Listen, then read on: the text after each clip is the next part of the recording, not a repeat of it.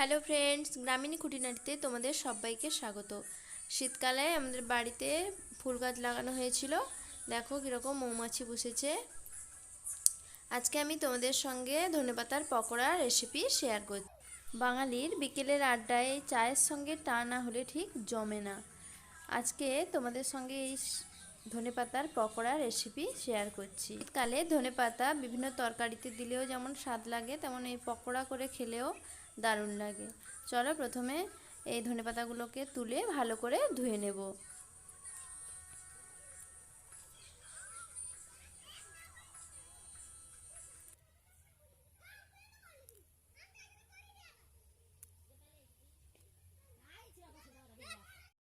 ধনেপাতাগুলোকে ভালো করে ধুয়ে নিয়েছি, এবার কুচি কুচি করে কেটে নেব। তোমরা চাইলে এটা গোটা গোটা করেও পকোড়া বানাতে পারো। আমি কুচি কুচি করে কেটে পকোড়া বানাচ্ছি। পকোড়ার জন্য নিয়ে নেব পেঁয়াজ কুচি, দিয়ে দেব স্বাদ মতো লবণ,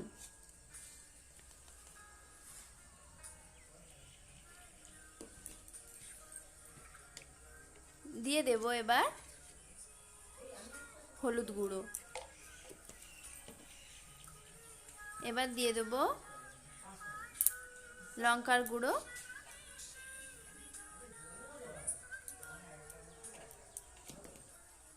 যে যেরকম ঝাল পছন্দ করো সেরকম অনুযায়ী দিয়ে দেবে। এবার দিয়ে দিচ্ছি বেসন,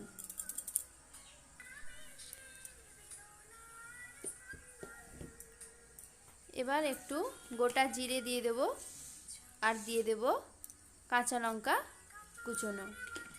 কাঁচা লঙ্কা কুচোনো দিলে ওইটা সেন্ট ভালো আসবে পকোড়াটা। এবার দিয়ে মাখতে থাকবো ভালো করে।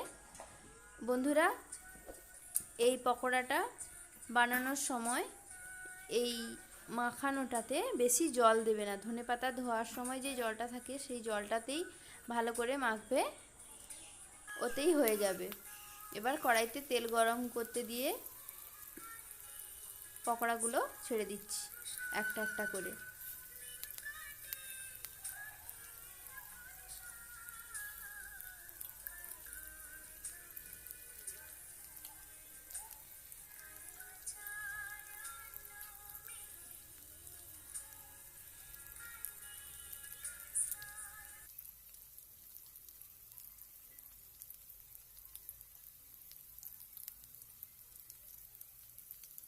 এবার পকোড়াগুলোকে একটু উল্টে পাল্টে নেব।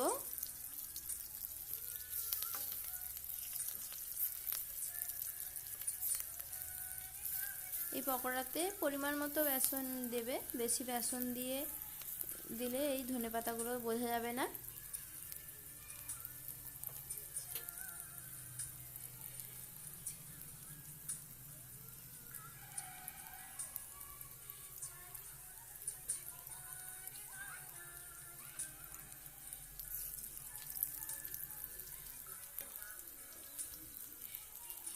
ভালো করে ভেজে নিতে হবে।